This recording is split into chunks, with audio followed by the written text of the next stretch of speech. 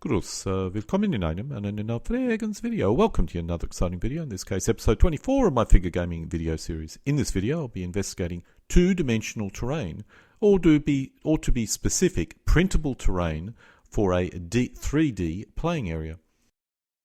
This video is just another video about my attempts to get the perfect playing area balance. While this attempt did not achieve everything I wanted, it certainly advanced my efforts in that direction. Over the last 10 plus years I've developed my playing area terrain dramatically from simple felt sheets and cut out felt pieces to represent some terrain and books under the felt to represent hills, to something which does look a lot better and is more practical in terms of gameplay.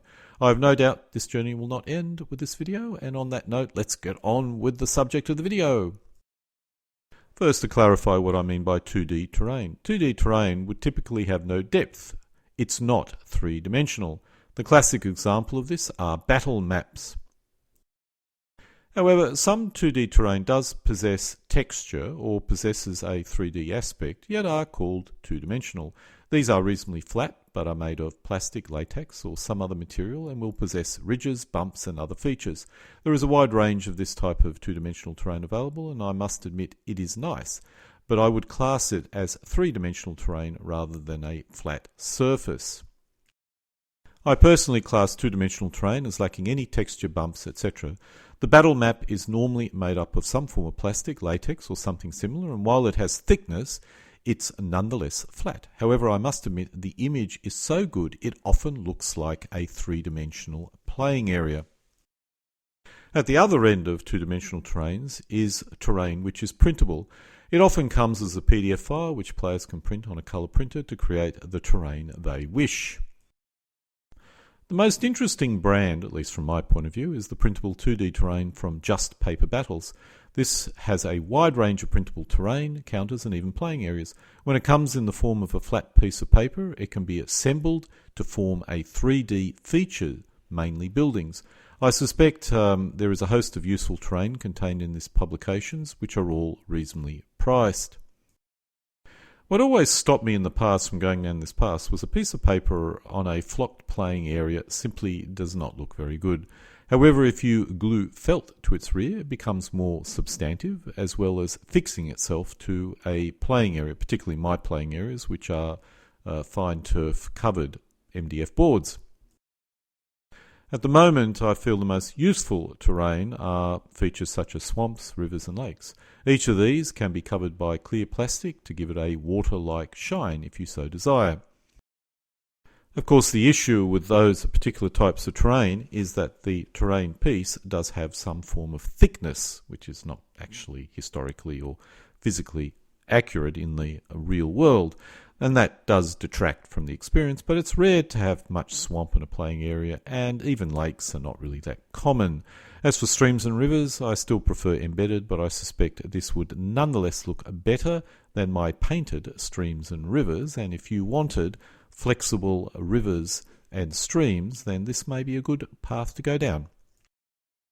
While I never had much interest in figure gaming on a 2D environment, or in a 2D environment, I certainly did have an interest in traditional board games, but not with figures. The reason why I'm adopting printable 2D terrain on my playing area was due to an issue I had with creating good-looking swamp terrain or even lake terrains. I've tried many methods of creating reasonable swamp terrain. All have been unsuccessful. My first attempt was to use a piece of MDF painted in swamp paint scheme. I've attempted a lot of different paints, mixes, and added a wide range of different flocks and brushes, none of which ever looked good. Even if I had achieved a good colour, the other issue was this was 3 mil high, which does make it look a bit odd. I must admit my latest swamp pieces do look a lot better than this, but nonetheless still has that problem. I had the same issue with water features. In the case of my lakes, I eventually moved to a system where I glued a piece of paper onto a piece of felt and then painted the feature with the blue that I used for my embedded streams. I was never very happy with this, but it sort of worked. Thus, my initial idea was to duplicate this for swamps. Once again, my problem was the colour scheme. I was never able to craft anything which worked with paints. Then I had the brilliant idea of taking an image and gluing that to the felt. The image would be covered by clear plastic to give it a nice glossy effect. This is an image of some diorama which I was going to use as my first test example. I did have other options that I was going to look at, and this option comes from a gaming map which could also work. This shows an example of my swamp and lake terrain features printed out. These sheets have just come out of my printer after drying over the evening. I use a thick 200 or 300 GSI paper which has the terrain printed on it from my rather old inkjet printer. This is then glued to a sheet of felt using PVC glue. I use a liberal amount of glue and press the sheets between two pieces of laminated wood with a large weight on it. It's important to ensure the paper gets fully glued to the felt. Before I glue the paper to the felt, I first covered the sheets of paper with clear plastic, which is often used to cover books. This is both to protect the surface as well as to give it a nice glossy effect. This shows the sheet folded over, which allows you to see the front, which is the actual swamp images, and the felt-based rear. It's critical you ensure the glue fully dries. I typically leave it to dry for 24 hours, but this depends on your local climate, humidity, etc. In this case, I cut the terrain pieces out a bit too early, with the result the terrain pieces bent. To resolve this, you need to place them between two books for an extended period of time. When the glue fully dries, it will contract and the terrain pieces will flatten out regardless. One option I've been thinking of is to glue these to cardboard, but I suspect that it will make it too thick and it will not look so good. These show the swamp terrain features on a playing area. The issue is the terrain bends, as you can see here, which is an issue I need to attempt to resolve in some way, shape or form. In principle, I feel this approach is viable, but the pattern that you use is critical. The swamp image shown may not be ideal for this type of playing area. The more bland swamp pattern is not really visible or noticeable, and the other is just a little bit too much contrast, but that's a subjective opinion. I personally feel this doesn't quite work that well. I suspect the main issue is this style of terrain does not match the more diorama nature of the rest of the playing area.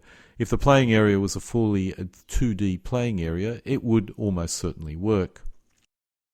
While I have to admit my experiment was not as successful as I originally wanted, one aspect of the hobby which I found interesting was the whole 2D wargaming idea. There is a surprising amount of PDF files which can allow players to create paper armies. In addition to the armies you can create, I found the playing areas rather interesting, and one interesting option was a hex-based system. As I'm a board gamer, this is of interest to me, but I'm uncertain how useful this is for a figure gamer, because while I like board games, the objectives for board gaming is rather different from the objectives of figure gaming. This shows a type of game you can achieve using the system available from Just Paper Battles. Personally, I would prefer to use balsa wood blocks attached to an MDF base and glue the images shown here on them, rather than just folding the paper into 2-rank counters. However, my primary interest is mainly the terrain rather than the actual playing pieces. Let's now look at some actual terrain, in this case showing stone roads. Other terrains include modular rivers, as you can see here. If you're moving into Cold War conflicts, this shows you roads, which would be reasonably useful for Cold War conflicts. If we swing back to the Napoleonic period, this shows Napoleonic roads, in this case along with 6mm figures. This shows the country roads, which in this case include 6mm Napoleonic and World War II figures, to give you an idea how they work together. In summary, the whole printable 2D wargaming idea has a lot of merit. While I would probably not use figures, using cardboard counters could allow you to have an interesting board game-like effect, which sort of achieves a little bit of the figure gaming bling that figure gamers would prefer. And so we come to an end of episode 24 of my figure gaming hobby series of videos, in this case covering two-dimensional terrain. Alle guten Dinge kommen zu einem Ende.